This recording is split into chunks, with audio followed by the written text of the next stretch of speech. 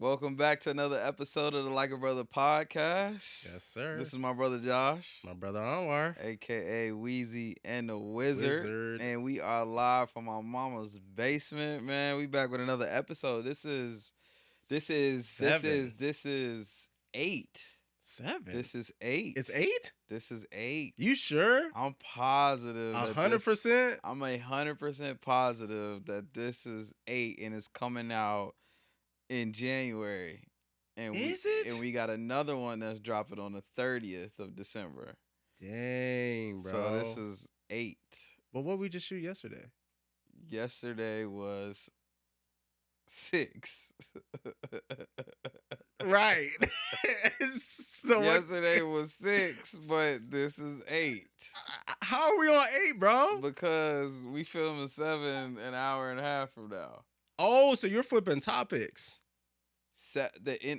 Look, I'm leaving this in the pod. Don't leave I'm it in the leaving this pod, in the bro. pod. Nah. 6 was yesterday. Right? This is going to come in the new year. Okay, so we're just shooting this And episode we have ahead. a goals episode that's coming out Oh, okay. We can play like that. on the 30th. Okay. So it has to come 7th. Okay. And then this will come 8. Welcome to the future, I guess. Anyways, Communication is key. communication is key, but also the grind is real. We trying to get these videos out. We trying to be consistent. I'm going to be out of town. Yeah. Y'all going to be seeing a lot. Y'all would have seen a lot of content already when this comes out. Yeah. I'll be in Tokyo, China, and well, let me do it this way. I'll be in Japan, China, and Thailand. Yeah. Made it cooler that way. For about 2 weeks. Yeah. My sisters will be there almost 3 weeks, so they get a little bit more time than me. Got work stuff I gotta handle. I was gonna ask you, gotta go back and gig. I come back and I think I'm on a flight 3 days later to Miami for some work stuff. So. I almost getting forced to go to Miami. I'm working, baby. I'm working. So, yeah, that's the situation with that. So content coming 100%. Which Yeah. if you guys watched the 7th episode, y'all will know Marty about all McFly of run the this. content that's coming. But on this episode, we got a lot to talk about. Some fun stuff that I'm actually excited to talk about. Yeah. Josh, let them know what we got in the works for this episode, Setting and then the we can jump right in. tone. So today we're really, because we were just having an interesting conversation beforehand, but we're just talking about the modern dating scene and what's going on. We hear the horror stories, and I just think I just feel blessed because you seen the Michael Jackson meme when he in the theater with the popcorn. Y'all just be giving me stuff, and I'm like, damn, really? Like, what's next on season 6 of this? It's getting out of hand. We're hearing crazy stuff, and so we wanted to talk about some different things that are in that landscape, the whole ghosting thing, what that looks like, communication, first dates, all of that type of content. And so we're gonna get into that, and just I want to peer into y'all world real quick and see like what's going on, and who better to peer into the world with than somebody that's still in there. And that's real. And I'll say, like, I love having these conversations with you, especially. And I think like that's Yeah. what makes like the pod so dope. Is just like it's definitely that like Bad Boys, Mike Yeah, Lowry, and yeah. Marcus type of like yin and yang. And I'm obviously tired. you know almost 9 months away from a historic Yeah, day in your life. Wedding bells. The wedding bells, and Change. I am nowhere near some damn wedding bells. I don't have a date to the wedding. At the current moment, and that guest list gonna be solidified real. Get on that. Real. Get on that. Real soon. So I might just have to. Let me stop. I was about to say something crazy. When aren't you? Woo!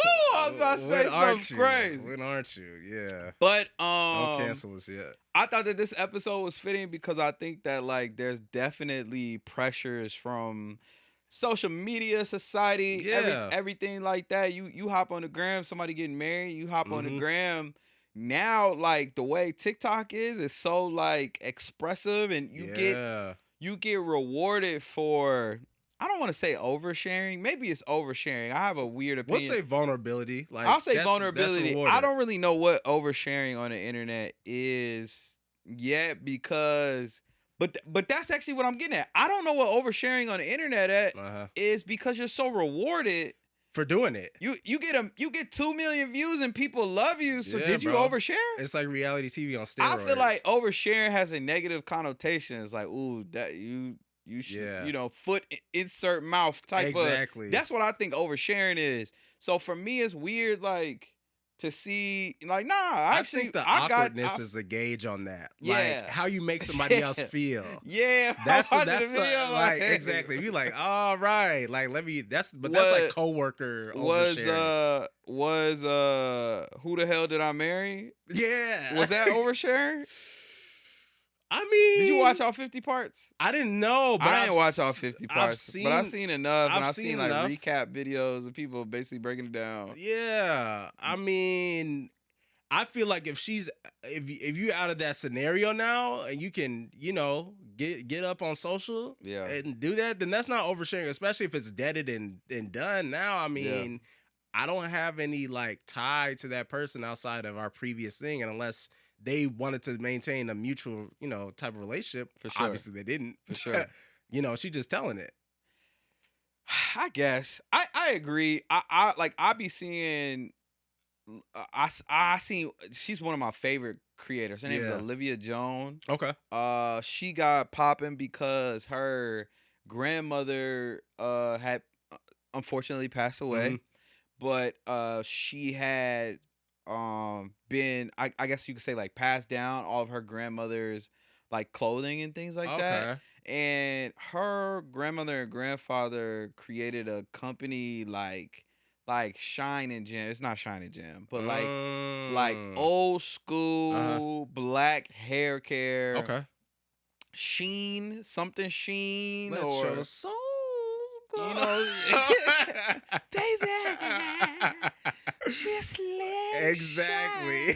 Nah, so they had like, put something like that together or whatever. Okay. And so that's how she got popping, just going through, trying on, and honoring her grandmother and telling the stories about her grandmother legacy. through the clothing, which I thought was beautiful. Yeah. She's a photographer. I think she works in fashion, models a little bit. So it was just dope. So that's how she got popping. But I think I started following her because she would tell all these like dating stories. The New York girlies telling the dating stories. I'm not gonna lie, they got me in a little bit of chokehold. I'll be watching those.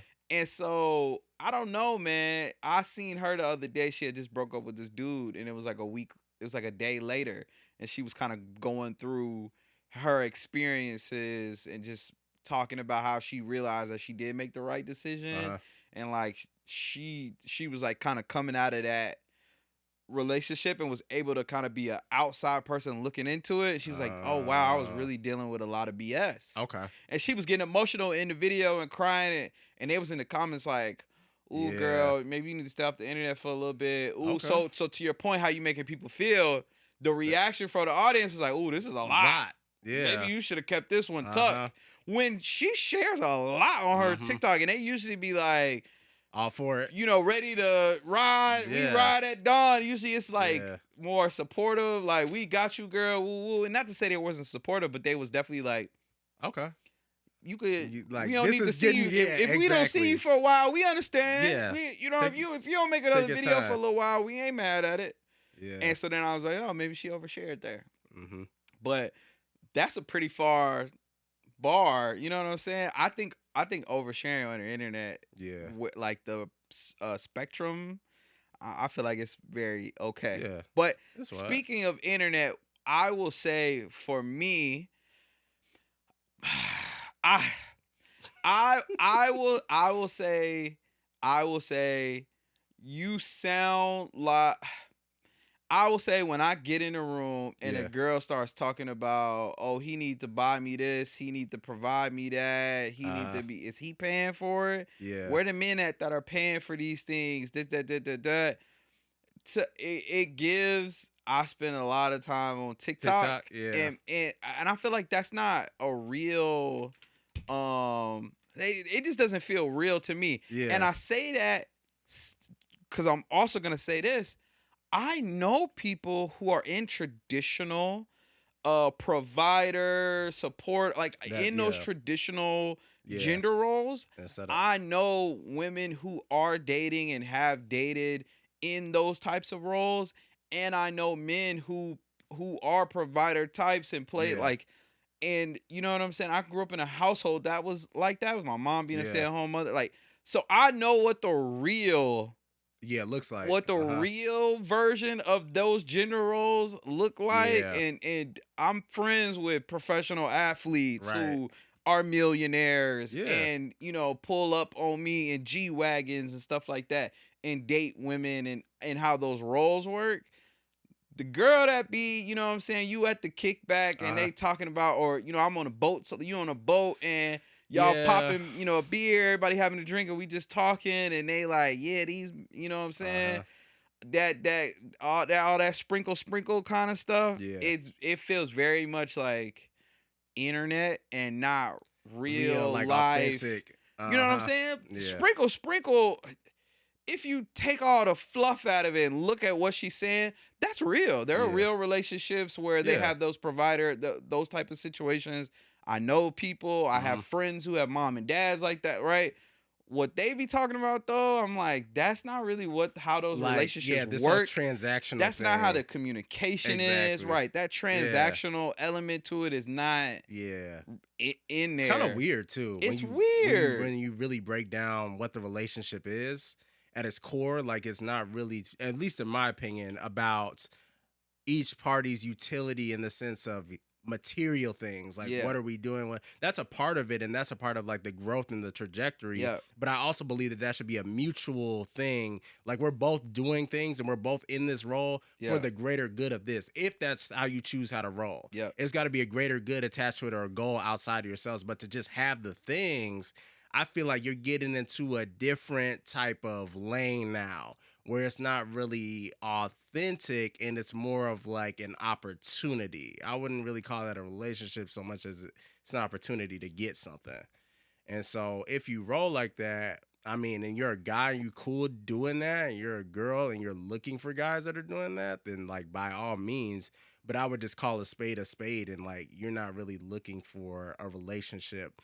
And then two, I think some of you are, but then also can confuse that with like security. Like, that's the root cause is what I'm thinking of. Like, what I'm always curious as far as like what's behind what you're saying. It's not the actual thing at face value. It's that you want the security that comes with that. Not the, you can fly me out, you can do this, you can do that. I just want to be taken care of. But I feel like the standard of that now has changed, because when we look at those traditional roles, back in the day, if we go back to like the, let's say the 40s, 50s era, it was a lot more cut and dry, because the economy, one, looked different, which I think nobody considers today. We are in a totally different economic landscape. Number one, shit's expensive. Two, that role was more so honored because there wasn't as much leeway for women to have opportunity like they do today. And so a man's value, a high value man back then, was just having a job and bringing home money. That was it. And it didn't matter what the job, and that was the other thing too. There was no social media to compare necessarily what job was a high value job versus not. All it was to be a man was take care of your family. And that was the standard of being high value. Now, you still had different classes, like wealthy classes and things like that, but it wasn't so in your face, where I feel like now we've got this huge ecosystem where we have so much accessibility to things that we may not even be in the same tax bracket as, but we see it so much that becomes this false reality or norm as far as what's to be expected when I'm getting provided for. Is this G-Wagon, this, you know, this 5,000 square foot home, I want 6 bedrooms, 8 bathrooms, marble countertops, and that's providing. For sure. And I feel like we look down on like making a good living for your family. Because your dad is a great guy. He's provided for his family. He's done what he needed to do. He's created a legacy that's taken advantage of opportunities now like this. Is that not valuable? For sure. But again, that's because in those real relationships that do have those traditional gender roles, that's a real relationship with two people who actually love each other and are trying to build something together. You have genuine partnership. Yeah. Right? You just want a G-Wagon. Exactly. And you want somebody to get it for you. Yeah. Right? You don't want right? And we're not gonna say it both ways, because I could flip it and say, like, basically what I'm saying is, like, when I hear these things, I could, like, it just don't sound, it just sounds like something off the internet. It's weird. I say all that to say, now flipping it, it's the same thing with men. I can just tell, okay, you don't like women. Yeah. You know what I'm saying? Yeah. You start sounding like Andrew Tate, and you doing all that rah-rah, and I was like, you just don't like women. Yeah. You know what I'm saying? I saw the craziest shit on the internet. I'm on the goddamn this was a year ago. I couldn't even speak. I'm watching this video. This dude is like, you know what? It honestly don't even make sense to marry a woman. You should marry another man. Men make more money. And he's like, we'll live in the same house together, but he can go and do what he do. I'm gonna do what I do. You know what I'm saying? We just combine assets and everything like that. And I said, nigga, get your ass out my house. My wife is coming home. Exactly. Bro. My wife is coming home. Right. I said, what are we talking about? It's more strategic. I'm like, bro, if you don't like women, just say that, bro. Which is what it is for a lot of y'all. And so you just regurgitating some shit on Google about how men make money. You just saying shit off the internet instead of really. Yeah. Okay, you don't value genuine partnership. Yeah.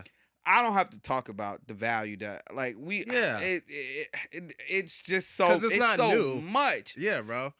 That, women have inherent value. You know what I mean? Like, just value just oozes out of them. So to go on the internet and somebody say, you know what I'm saying, there's no such thing as a high value woman. I was like, just say you don't like women. That's it. That's just it. Say you don't like women. Because that's all it really boils down to. And so in the same regard, when I hear, like, you know, these men this, these men that, when it comes to the transactional financial element of it, these men be doing some shit that they don't need to be doing. For sure. But we're talking about, it's like, where are you providing? What are you giving me? Right. And it comes off very transactional. It just feels like, okay, you're just saying something that you got off the internet. Off the internet. And I feel like it's like the loudest, it's just these extremes loud minority. On both sides of the spectrum. And then I'm like, okay, now let's actually go into the homes. Let's go into the relationships of real people. That's not how these conversations are being had. It's not. That's not how people vibe with each other. So that's my little, you know what I'm saying? Yeah. But it's on both sides though. You have these like weird. They're just out there. It's not that it's weird. I know you just don't like. You know what I'm saying? You're not looking for. But the question is, what's behind partnership? Like, you don't value the idea of growing old with somebody, which is cool. You're in it for you. Yeah, you're in it for you. You want a Birkin. Exactly. You know what I'm saying? Which is but just be real about it. Like, I think that's the whole thing. Like, stop wrapping it in this packaging. Exactly. We're not talking about relationships right now. We're really not. We're talking about your self-serving individual goals that you have for yourself. You're trying to get to and I love that you have the goal. Be ambitious. I love ambition. I love that you have the goal of getting a Birkin and you have the goal of getting a G-Wagon, but I don't think that should be in this conversation about how men and women can have better relationships. Contextually, when it comes down to relationships, like, that's a totally different ball game. And I think, like, that's why you see the emerging and like this mutation of how many of these subsects we got with, like, the whole no titles thing or the whole, like, casual dating thing. And it seems like at this particular time in our generation, it's like dating is in such like this weird spot now where, like I was saying on the last pod, the whole like liking somebody and me saying that is such like a committal thing now. When back in the day, it was just like, hey, I'm like just purely interested. But I think because the motives, we've got so many options for people's motives now that it makes it so difficult to want to move forward because you start feeling locked in a certain way. Like I can't just say, "Oh, I'm dating casually now because now I'm a player, I'm this, I'm that." But at the same time, if I do say, "Hey, I like you," or "I'm interested," I can't go anywhere else. That's like the flip side of that. Yes. And so I'm curious to see, as somebody that's dating, like your takes on this whole like casual dating landscape and like how are you going about navigating that right now? Man, it's such a good thing because I think for me, I'm definitely like I don't want to put pressure on nothing. Yeah. I don't want to put pressure on nothing. And then you know what I'm saying? I think we talked about it in the earlier episodes, just like just take that chance. You see you got something with somebody, Right. like see what that could be. You know what I'm saying? And I think that feels like such talking about the internet like a risky text. Like that's Right. you know, it's so nerve-wracking to put a pressure on a situation where casually it's just so like, oh, we're free flow, we're seeing where this is going. Yeah. I've been fortunate that my communication has been good enough. Yeah. That I ain't had nobody slash my tires or bust my windows in my car. So I've been fortunate that in these casual situations or situationships, whatever you want to call them, I've communicated well enough that people felt respected and that we had an understanding of where we were at, where we were trying to go, what we're, you know what I'm saying? Nobody had like confusion or just straight up manipulation. Yeah. We ain't had that going on. Yeah. But that's the problem with the casual thing is because you can get it. You can easily get in that bag. Well, yeah, because you got all these different motives, right? And so my question is like kind of following up.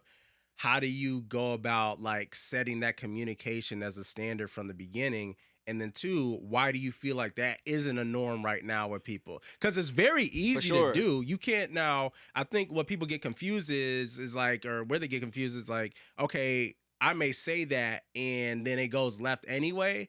I would say that's not your problem to fix at that point. If I've let you know that I'm like, I'm a snake and I'm venomous, and then you come and you let me in your crib, why are you surprised that I bit you when I just told you? Yeah. Now, on the flip side of that, if I'm letting you know that I'm dating around or whatever the case may be, you can't necessarily, and you agree to it, that's like Apple terms and conditions. Like you can't just skip the fine print and check the box and then flip out. And so I guess to go back to that, like, why do you feel like we're not setting that standard of communication right now in this generation? And then two, like, how do you go about, like, what are some practical ways to set that communication from the jump? I love it. So I definitely, bro, that's not a thing. I will say though, at a young age for me, I was having conversations with my homies and I'm like, bro, you don't need to lie to that girl. Like, you know what I'm saying? Yeah. And on the flip side, I tried to spin it to where it was like a positive, like it's a flex personally that you didn't have to, you know what I'm saying, sell some sob story. Right. Just to, you know what I'm saying, oh yeah, we about to do this and you my girl and da-da-da-da-da. If that's not what it was, just to get her to, like you or whatever, however the extent of that relationship you wanted and went there. It's actually a flex if you could just be straight up like, hey, I'm in a position that this is all I could offer you. Right. Or like with what I got going on, this and all that, like the way my life working right now, life is lifing for real. Yeah. But we could have this thing going on or we could have that thing going on. You let me know if that's cool with you. To me, that's a real pull. You know what I'm saying? I got respect. I got respect for that. Hella, and that actually would make you cool. Like you get respect for that. Yeah. But you out here just like lying. Like, I'm like, nah, that's actually whack. Yeah. And that was conversations that I was having very early on. Okay. So I just had that mindset. You know what I'm saying? Okay. And I think when we at this big old age of 26, 27, I'm about to be, but I'm not there right? yet. He's doing a lot, bro. Since we in the future. He been doing this since he turned 27. Now I gotta be 27. I'm going to get my full month, bro. You said it's episode 8. I got 30 days, dog. I'm finna get my month in. We're in episode 8. You're not gonna do me like that. This is the new year. You're 27. But I say all that to say, you know what I'm saying? At this big old age of 26, if you still out here, lying about, I think that is on both crazy. sides. This isn't just for the guys. Like, I think that is crazy. Yeah. And you know what I'm saying? You just find like true compatibility. Go out there and you can find people be intentional with who are looking for the same things that you are looking for. You know what it's I'm saying? fear-based thing though, where I feel like, because I mean, on the flip side, you're gonna catch more L's doing that for sure. But I feel like the quality of what you find would be a lot better. If you're not looking in the right places. Yeah, and that's another thing too. You know is like what I'm questioning saying? where you're like looking. if you are in, you know what I'm saying, Wifelandia, trying to be a playboy. Yeah. You know what I'm saying? That's not gonna work out for you well. That's where there's things like the club. Exactly. Go take your ass to the you know what I'm saying, to the shadows and do your and do your shadow work. Don't come up in here where, you know what I'm saying, trying to use the dark arts. Playing around.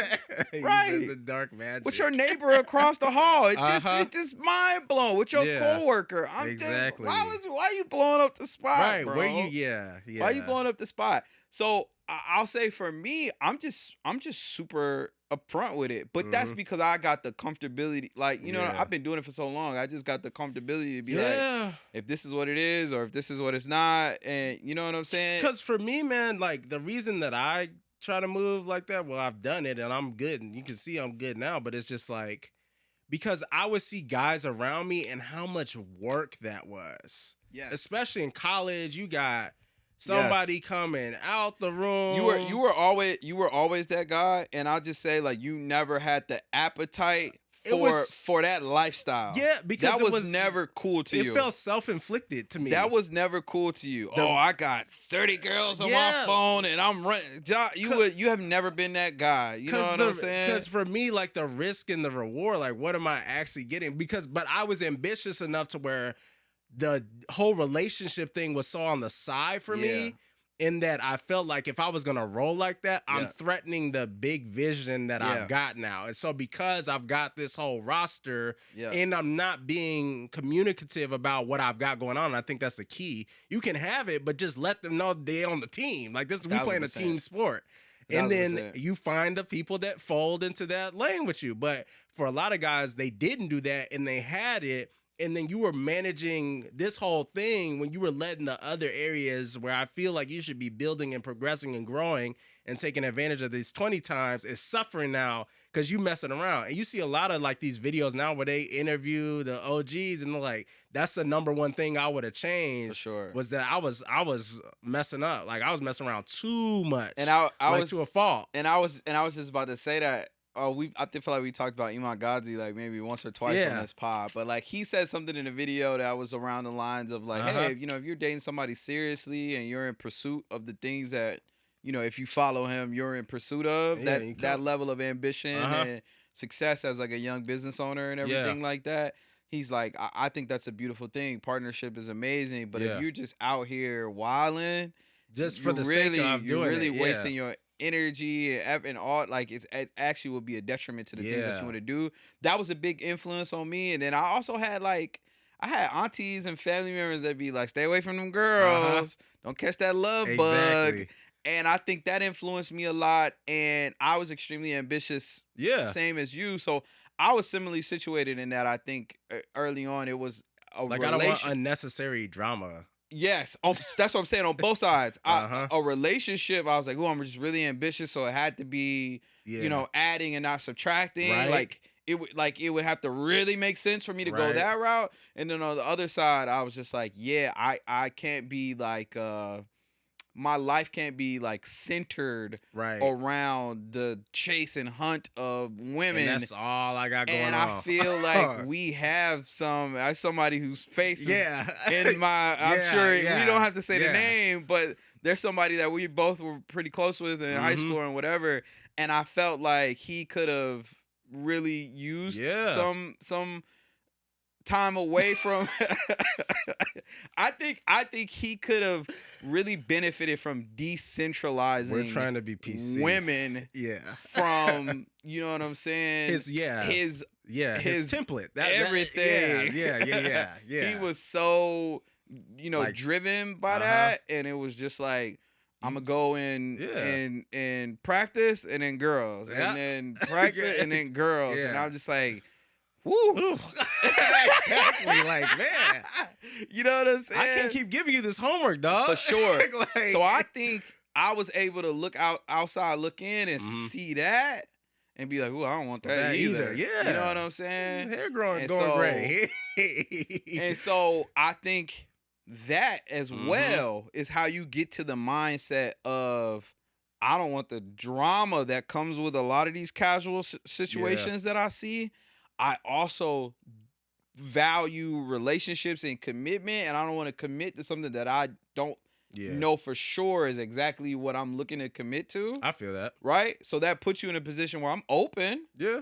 And so it's like, how do you be open, start off casual, and then maybe hope something grows to that? Right. Without having the drama that is casual. Exactly. You got to communicate from the jump. That's how you got to do so it. That became like, that's really your defense mechanism. Right. Like, fellas, especially like, I like my car.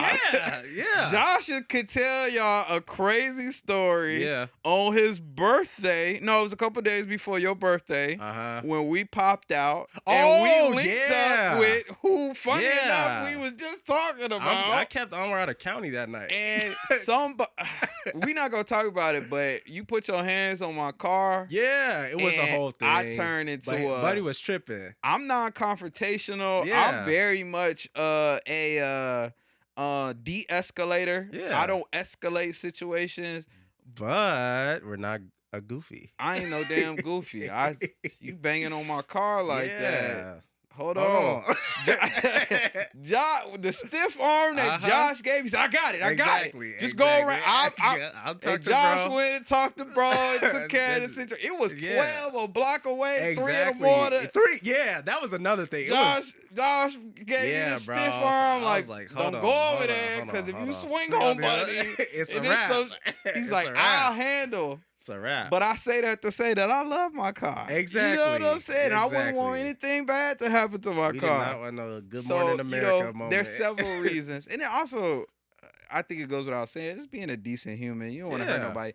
Hurting people's feelings is like, I don't know. It's just weird, man. It's like, why we weird at this big age? Yeah, we're not doing those things. So I think that if you didn't have that motivation, if you didn't see the problem with, you know what I'm saying, navigating, because all of that, the examples I had, y'all was not doing well, bro. Like y'all was not doing well. They was not doing well, and it's like you failing classes, like on top of that, like there's no. That's what I'm saying. Cost benefit. Where's your reward in this shit? Like, outside of like the usual stuff. Exactly. But even that, after a while, is like you can only knock him as many down as you can for. Now you like, what's the next thing? And so you leave with this emptiness when it's all said and done, and you still in square one. I'm like, I think that's some real ass shit as a guy, as how we get to the place where making sure we communicate effectively our intentions and what we're looking for. I feel like that's a real reason. I like to think a lot of people could relate to like how they got to their intentionality with how they communicate and talk about, especially in the casual situations. Because if you go on TikTok, it sounds like it's rough out here. But I trust me, there's definitely guys out here that you know what I'm saying, don't move like that, and I think that's a big reason. They're just probably not on TikTok. No, they probably not. The other thing that I wanted to say before we move topics about just how social media, I feel like, impacts relationships. Let me say this. I do believe it's true that black men are the most likely demographic to date outside their race. Yeah. I do believe that to be true. We can see that. I also think that social media has really put an exclamation mark on this idea that black men don't date black women. And I think that there's a large majority of black men that love black women and that do date black women. Yeah. I also think we should look into why are we the most likely demographic to date outside our race. Bro, I think those questions should be asked, and we should look into that. Thing. But we like sisters, bro. Yeah. Like, I don't like that there's this huge stereotype that we don't love our sisters. There's cultural things. I think moms play a big role in that too, though. I agree. I think moms play a big role in that too. Positively and negatively. Positively and negatively. Positively and negatively. But it's so funny because from that older generation of women, of moms, I feel like they've got such a kind of view or vision. It's kind of like that okay boomer thing of what a woman is from their standards. But even their generation had the previous generation on them about y'all dressing like this, y'all doing that. But I feel like we get that a lot heavier from this previous generation because things are a lot more, women have a lot more liberties, well, outside of the trauma that's on the horizon, and we standing with y'all on that. But from a standpoint of like a woman, you know, as far as like our moms grew up, like my mom was very like clean cut. Yep. Like just church. Yep. School. Yep. No boys. Come home. And so from her perspective and kind of like that paradigm, I feel like this landscape looks a lot bit different. Not even a little. And then I even think like in that 90s era too is like when we really started to see like womanhood kind of shift and be more independent, and you got these movements and you see those different things. And so I feel like that trajectory has changed a bit, and it's caused it's just caused some tension in a lot of different areas. There's definitely tension. I think we have to add in the fact you speaking about your personal anecdote. Yeah. If I shared a personal anecdote, I think our moms actually, it's funny. We've talked about this before where like the personalities of our parents are like flipped or whatever. Yeah. But I would say that us coming from 2-parent households and seeing moms that are like you know, that have that partnership. Exactly. You know what I'm saying? And are taken care of and have this man in the home that, you know, and they have this, you know, love in this 30-year marriage type of thing going on. Like, it's a little different than. Yeah.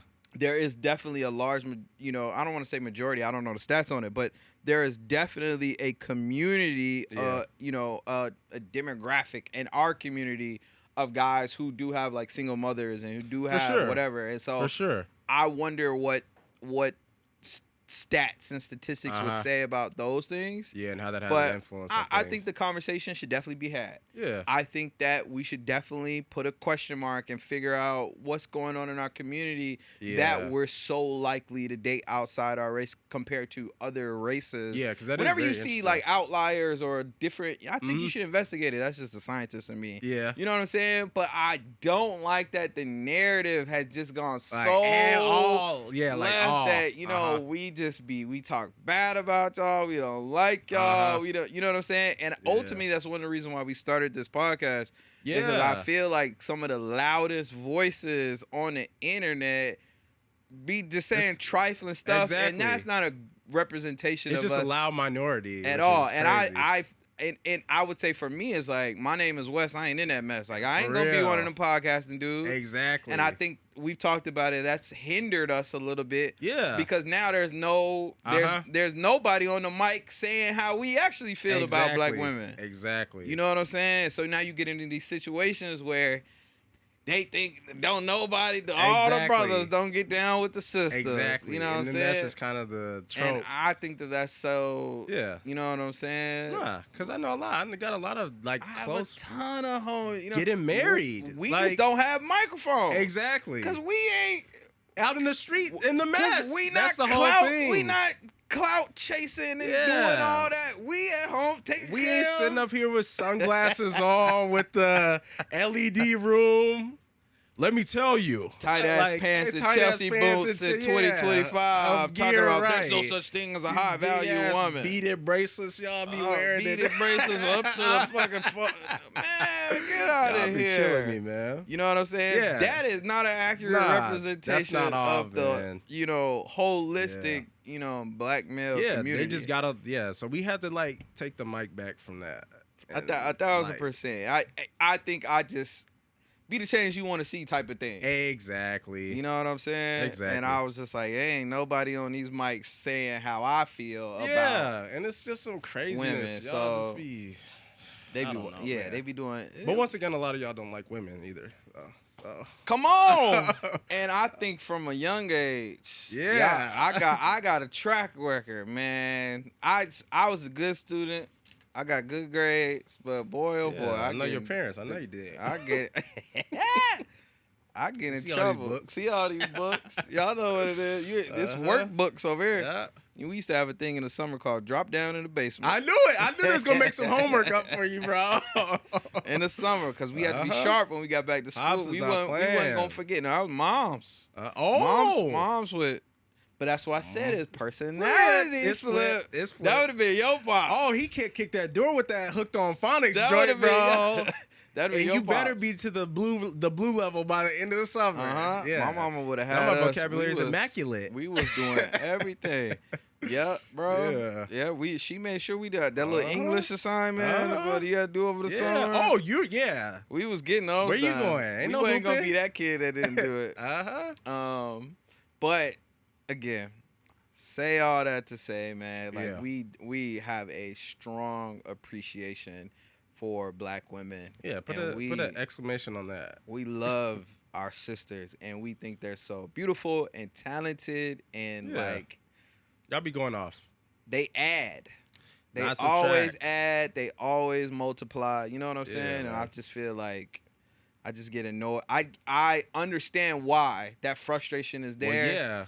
I do the eye roll, and it's like, y'all don't like da da da da. I'd be like that's not us. Exactly. They out there trifling. Exactly. Cooning.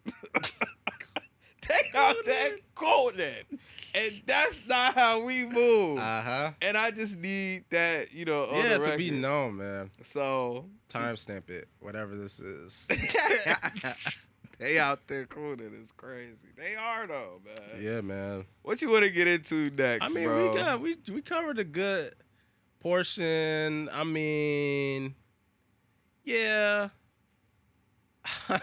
Ironically, I feel like a lot of that culture and stuff, like, it bleeds into like the whole app thing now too. I'm not on apps. He was on me because I was saying Tinder. Whatever you kids use, I'm in the house. When he said Tinder, I was like, that is the proof. It's Hinge. That my brother has been locked up and out the game. I'm out the game, bro. Because don't nobody be talking about that on TikTok. But yeah, I feel like that whole superficial element comes into play. I'll say this. I don't do the dating apps at all. You are the dating app. But I'm not opposed to it. I would say Instagram has definitely become a dating app. If I think about people that I've met or like dated or whatever recently. Ironically, that's the exchange now before the number. Been through, I'll get an IG before I get your number. Yeah. You know what I'm saying? And then you just kind of exchange through there. But I think you really get to see real people through IG. So I'm not opposed to that being the case.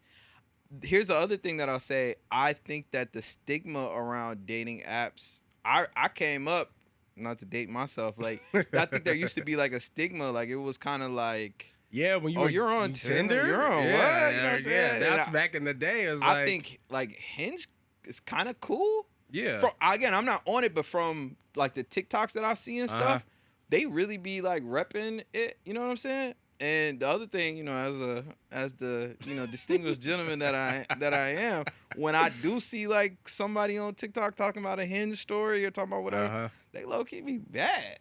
I'd be like, I might have to get all the baddies on Hinge. I might have to real talk. I have an idea that I think I'm really gonna do next year. Okay. I'm actually like thinking that I need to do it now because I want to do it while my little sister is still here. I want to do my sisters make me the perfect Hinge account.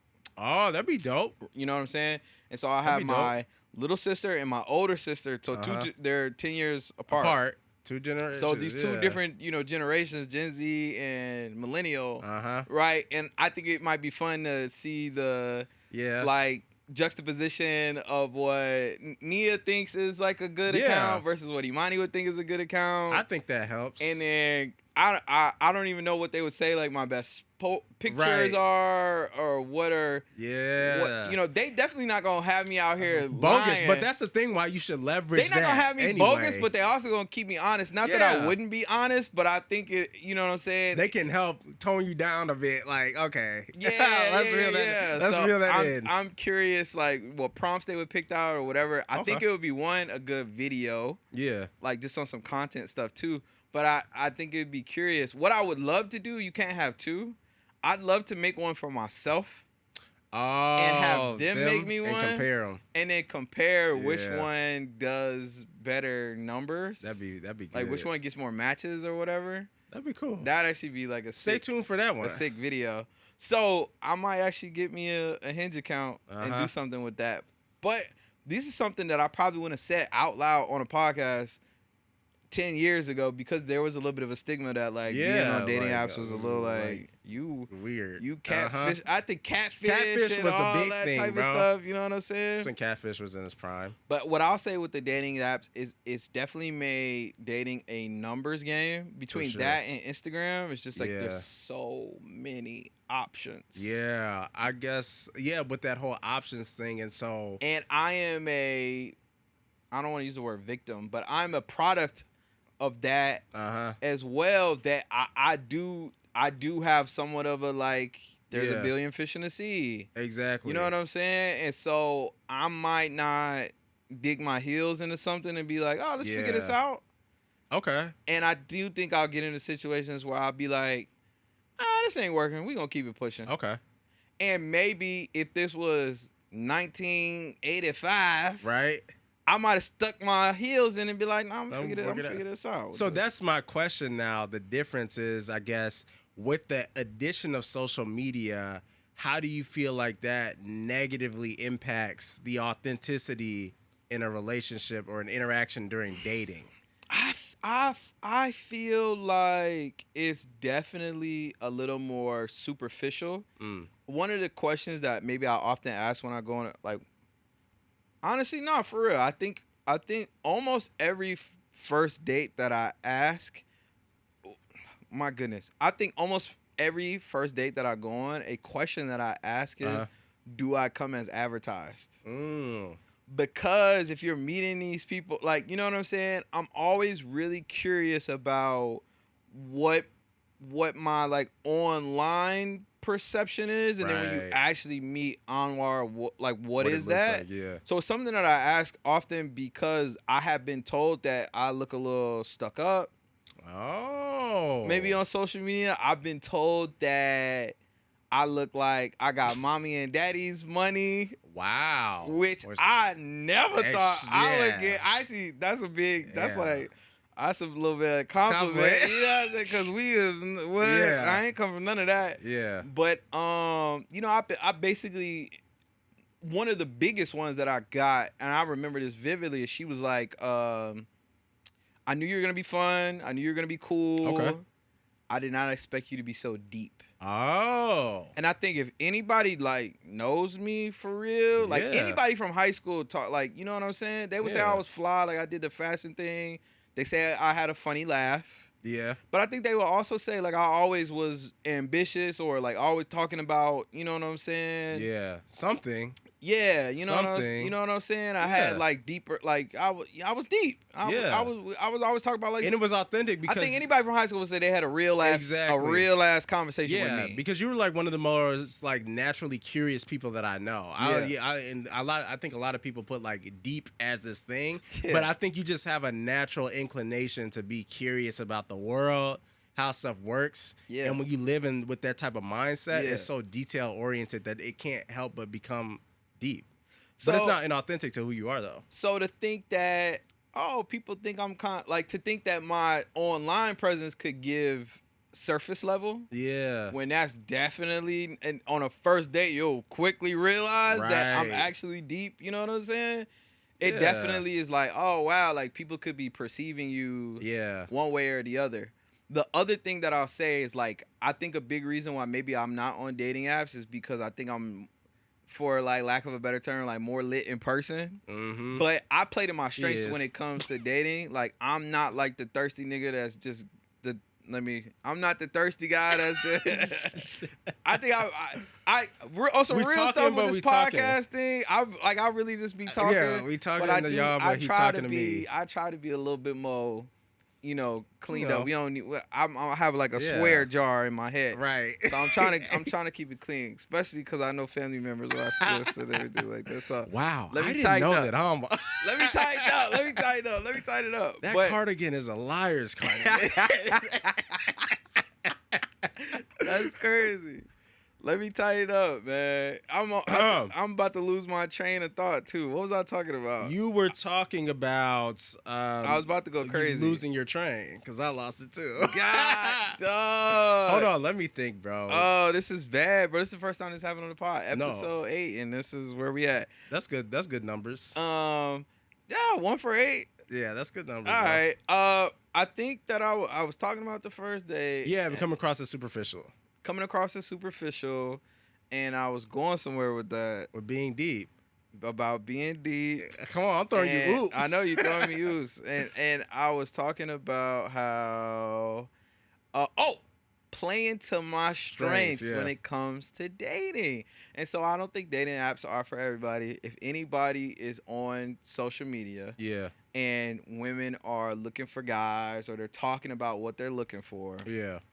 6'4", 6'5", 6'8", 6'10", they be, you know what I'm saying? You realize that's like a giant, right? And I'm an average height guy, but I guess I have to claim. No, they're gonna put us short king. I'm a short king. Yeah, I'll go short king, which I don't have no. I don't. It's just I don't what it give is, bro. I don't give a like. I don't. I know how to say. Speaking of, you see our buddy that got his knees done? Yes. Okay. And now he couldn't walk for it. Yeah, like it ain't that deep, fellas. Like just get some docs. It ain't never that serious. I'm not self-conscious about my height. I don't have any like. It's just what it is. You feel me? Like, whatever. I'm not tripping about that. That being said, I know how like a dating app just kind of puts you on paper, and I personally think that I don't jump off the page. Yeah, that's just my own. Like, I think there's no like, if you just put me on a page, you know what I'm saying?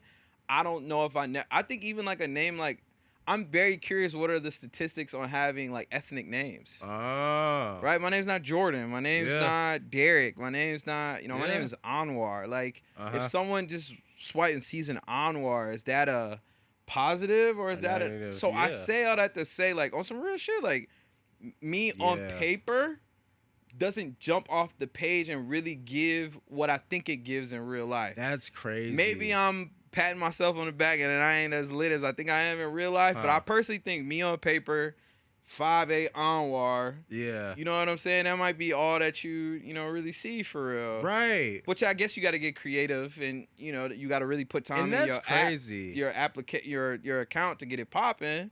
But I think in real life, here's the other thing I'll say though. In real life, I rarely shoot my shot in club and bar scenarios. Well, yeah. Dark lit, you can't really see the fit. You can't really have conversations. Exactly. I'm more of a personality guy, and I put that. I'm cuss on this one. I'll put that shit on.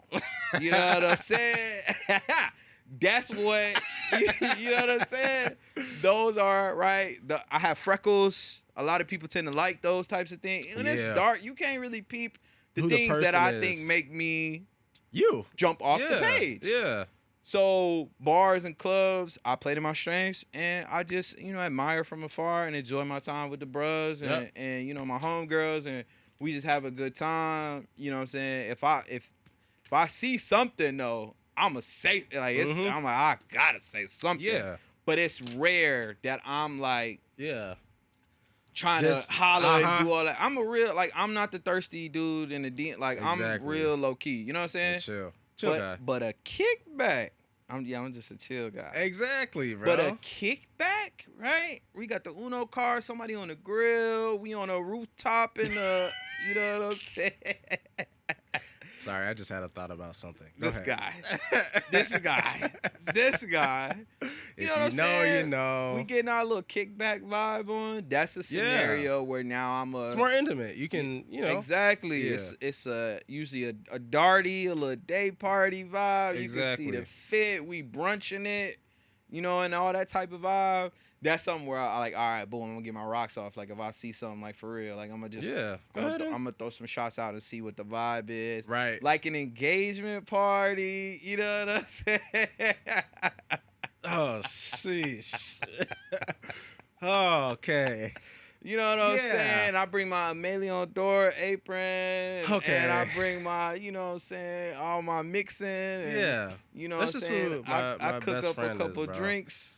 Yeah, that's just who he is. So no doubt. I would say when you talk about negatives of the apps and stuff like that, I know there's like more broader things, but on a specific level, I would say that you can be read the wrong way. Yeah, I feel like that commoditizes it so much and it's so poor because you think about how much you've missed out on now potentially by this because we just the combination of the numbers game. I got another thing coming around, so I'm not even gonna investigate this and really see what's this about. Exactly. The combination of that and you just me on like you can't put all this on a piece of so the quantity starts to outweigh on the a quality. Little, you know what I'm saying? Yeah, that's weird, man. Right? But an IG, right? An IG, you feel like that gives you more robust kind of experience. You know what I'm saying? Someone following you for a week, just a week. Following you for a week, they can see a whole especially somebody maybe who posts often or whatever. What you do, So that's kind of my mindset on it. Yeah,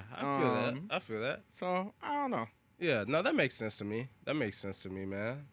And speaking of which, we got to get to some stuff that doesn't make sense, like at Ada. Hey, merch is Ada time. You take one and then I'll come in after you. Yeah, I got one, which I just had a conversation about this with my lovely fiance about, and I think it's just like an educational moment. We need a button for that. An educational moment. We need a button for that. Exactly. Yeah. Yeah. So this is, am I the asshole for my girlfriend? Well, he wrote this title weird. Am I the asshole? My girlfriend keeps texting a guy she has dated before in the past. How should I view this? Yeah, you need to work on that title, brother. Okay. So I'm dating this woman who's still friends with the guy she dated before in the past.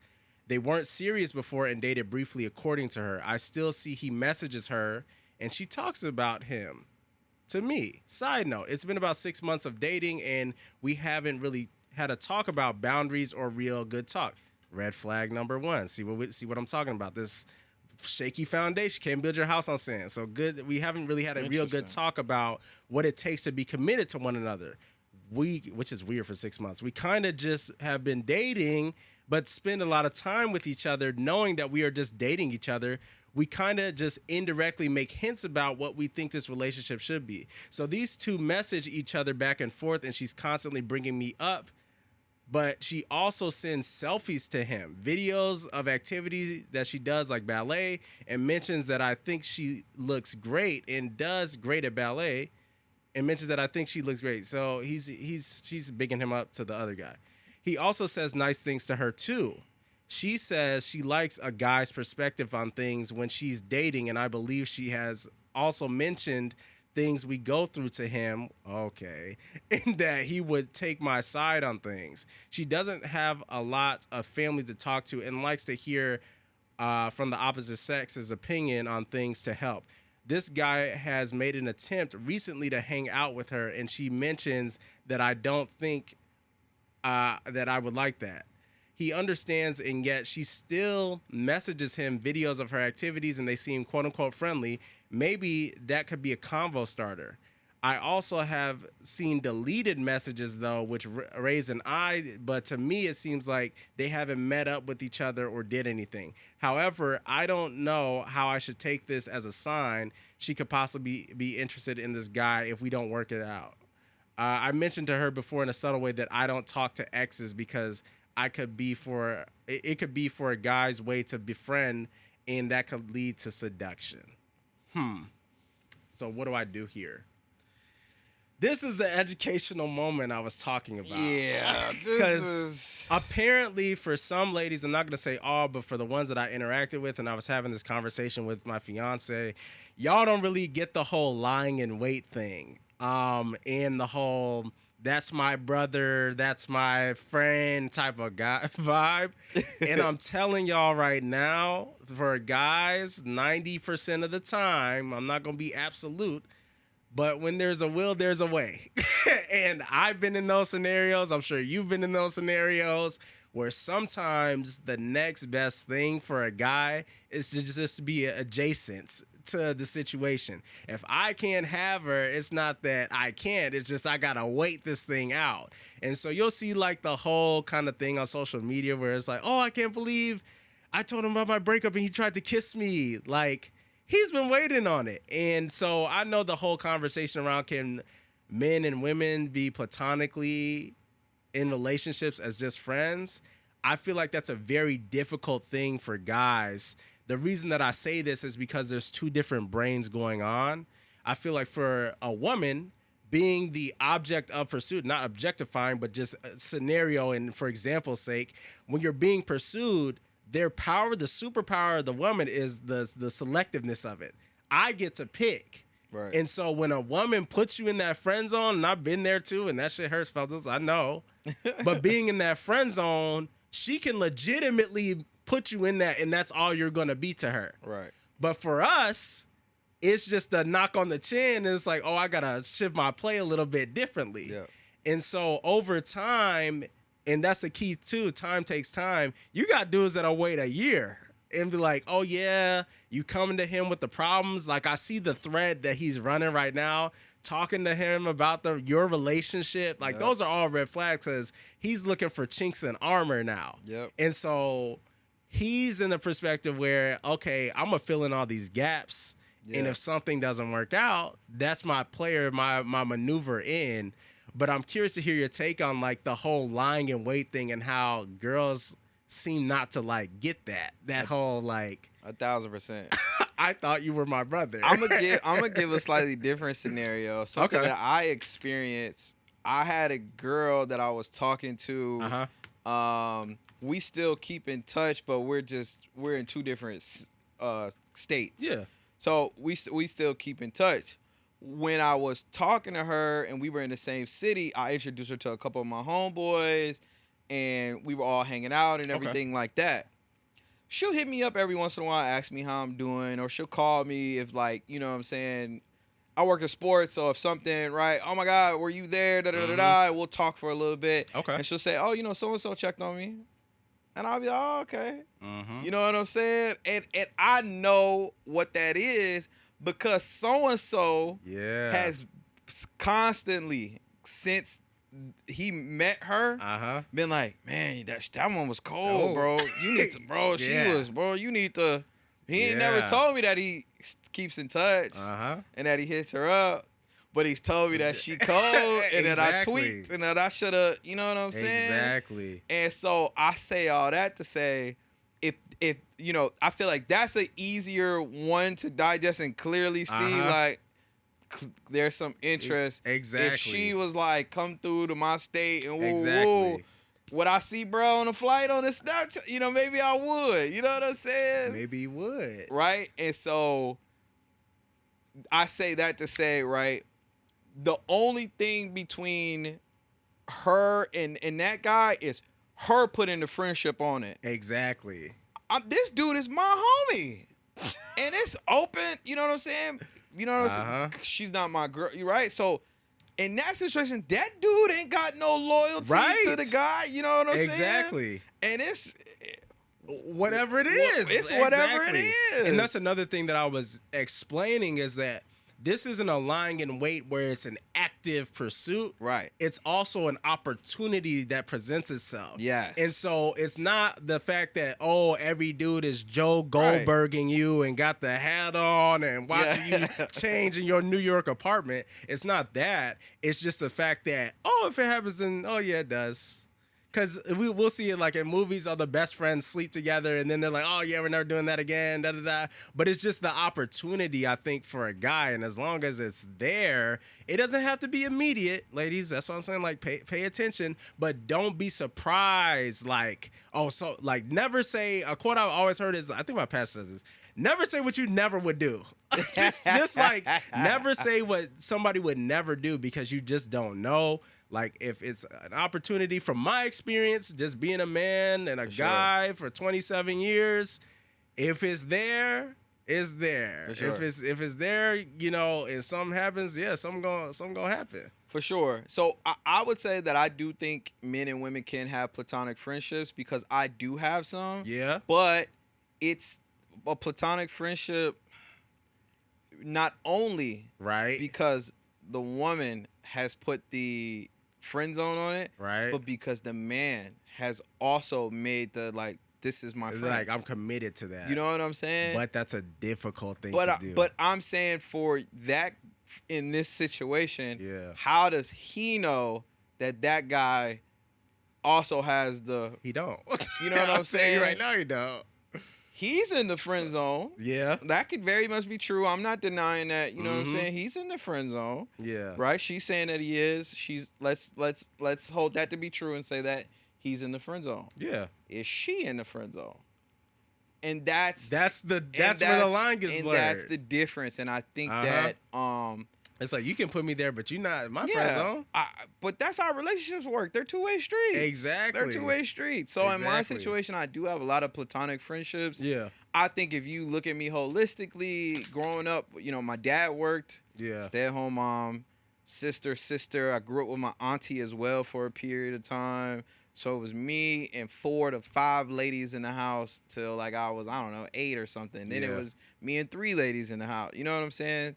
I say all that to say, like, you put that together and then you just see the type of friendships you can understand. But when you have none of the context and you out in the blue like that, and especially if there was ever had been any type of like prior history or anything like that, that's another big one. Then it's just like, wait, who put who in the friends? Like, I think that makes a big difference knowing that relationships are two-way streets. Yeah, so that's why it gets muddy. These are huge conversations to have about just like, which they said that they didn't. Right, the boundaries. 6 months in, by the way. Yeah, you know what I'm saying? Which is another, like, setting yourself up for failure. That's why the communication is just so key. Important. Yeah. You know what I'm saying? And so I don't like it. You know, it's I don't know. It's really tough, and so we played this game in the last episode, and I had to blind rank red flags, and I think number one was don't like animals, which I think was rightfully number 1, but the very close second was friends knows all the promoters, party promoters in the city. Exactly, because there's something to it. You know what I'm saying? There's something to that, man. It's like, I don't know, it's murky water. Yeah, it's murky water from a guy's perspective. Yeah, and I think that it does both parties well to try and understand each person's perspective. Leading with that consideration and intentionality, man. But it's huge. Yeah. It's huge. Yeah. Common themes. Should I fire up one? We could. Where we at? Let me see if we don't have another one that I think I'll rock with, then I want to say I'm going on this trip, and you've done... I was thinking about this because I was thinking about you because I'm going on this trip to Japan, but I have a week in Thailand. We're going to be at a resort. There's all these beaches to go and visit. And I know you've done like Jamaica and stuff with the resort and everything. And I was just like, I was looking at a lot of the hotels and the resort stuff. And I was like, oh, man, this is definitely like me and my lady. And we. Oh, yeah. Because the resort is very like. Yeah, it can be stay intimate. Stay on the ground. Well, stay on the resort. Yeah, that's why it's designed like that. And it's designed like that. There's not really like, because all the resorts were on secluded beaches. Exactly. Yeah. And I'm like, well, I'm with my family. Like, I don't want to be on a secluded beach. I want to go see Thailand. I'm like, oh, well, the resorts is really the couples. In all the video tours I was watching, the 4K tours, they had the swans kissing on the bed. The big infinity pool overlooking all the the so cabana. I was like, oh, this is a couples thing. Like, no, this is a family that wants to travel and explore and see different cultures. So I was like, I had to pick between a really nice hotel and a resort. I was booking it. I booked all the flights and hotels for my family. So I'm the one that was booking the hotels. So I was like, okay, this hotel is like in the city, but it's not as nice. Right. But at least you have access to street food and all these types of things. Or boom, we're at this resort, but now we have to like sit on this resort all day long. We can't go and do the. It's not as easy to get to some of the excursions we want to do. Run you. Well, that too. That's gonna I'm sure the resort run the price up as well, being on the. Well, yeah, because they leverage the whole safety thing. Right. Like they don't want you just, linking with somebody and then. And so, I was like, I want to stay in this nice hotel. It's coming up. It's my birthday. It's technically maybe a birthday trip too, so I want to stay somewhere nice. But then I was like, I'm with my family, so this isn't really, you know what I'm saying? So I'm going crazy. It had me like, damn, I need a girl. It had me like that. Yeah, it had me like that. I know that you just did a trip to Jamaica and everything like that. Yeah, and that was my first time like having really? yeah, and that was cool. Y'all haven't done vacation. We did a mini vacation, like we did Lake Geneva together. That was Lake cool, Geneva? But like, so y'all drove? Yeah. Straight up. What was the road trip? Because we got a time, like an hour, like a speeding distance, especially when we lived in Hyde Park. Oh yeah, that ain't nothing. We were right up in Wisconsin. How long was you did like a weekend or something? Yeah, we did I think it was like Friday to Sunday or something like that. Okay. Friday, Thursday, Sunday or something like that. But yeah, man, it was cool. We had a good time, and then that was like our first, and that was Deja's first out the country experience too. On top of that. When y'all went to Jamaica? Yeah. Oh my goodness. Yeah. So she had to get a passport for that. Exactly. And you got yours renewed. Yep. Did she got the new one with the plastic? Yeah, she got the new joint. Okay, so y'all went and got those? Yeah, man. Well, she's super proactive, so she got hers. Trip was in July. She got hers in May. You know what I did? I was put it long story short, I almost didn't go, but that's because New Orleans was playing with my passport. And you my brother because I had to do an urgency. Yeah, I have I couldn't. If you don't get it expedited by mail, you have to wait till 14 days before your trip and go in person. Yeah, whole house. Sweating. Hold on, I don't know if this boy gonna make it. Exactly. And I'm over here like, yeah, my appointment on Wednesday.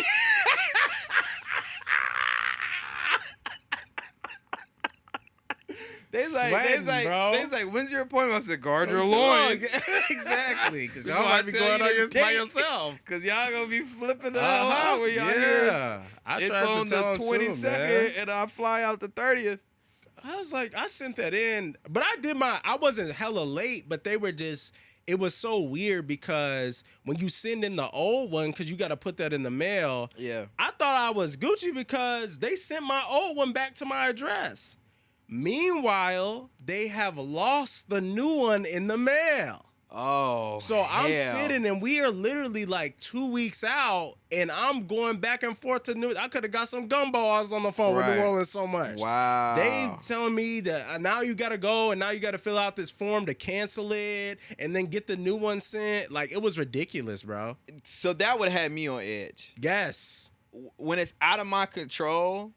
And you got to wait. But when I'm, the procrastination. Yeah. It's like me weighing time against my ability to execute. Yeah. You feel me? So that's kind of a test. And I know that it's gonna get done. When that bell ring, you know what I'm saying? When that alarm go off, I'm gonna get it done. Right? So that's where my confidence and my reserve and I'm cool, calm. Cause it's me. It's up to me to get it done. Get it done. I can go in there, I'll just talk to them, give them the documents. Expedite it, throw a little $20 on top. It'll be here in a day. Yeah. And that's exactly how I went. But like I can it's like, I don't know if you want to call it calculated risk, but I'm just saying like I'll bet on me every time. Yeah. But to get lost in the mail and now I'm at the mercy of whatever's happening. The post office to get their stuff together. Oh yeah. I would have been in knots. It's a government job. I would have like just bring me back a souvenir. 3,476,000, and they'll get to you when he gets to you. Man, I have to go off on one of them. I didn't forget you, David. Acting like your daddy. yeah, because he's trying to play me on the. Don't be doing that short stuff with me on the phone. I'm coming courteous to you. And get it done. Yeah, bro. I had to check. Like, hold on. Like, you don't need to look it up. I sent you the email. You don't pay the bill on this phone. Yeah. I'll look it up however I want to and read you the number. Yeah. Anyway, don't get me hot with David again. I had to let him go back in July. That's crazy. But yeah, man, the passport stuff is crazy. Make sure you do the The smart thing, if you do decide to resort, just make sure it's a quality resort. I told you about my roach experience on the resort. We'll get into that at a later date. Cause I've been looking them up. Trelawney, I've been reading the reviews. I can't even remember the damn place now. Ocean Coral Springs, y'all are crazy. Yeah. Having roaches in the room and casual as hell about it. Bad man. Exactly. Exactly. But want to talk to me about Lil Durk all day because they love Lil Durk in Kingston. Yeah.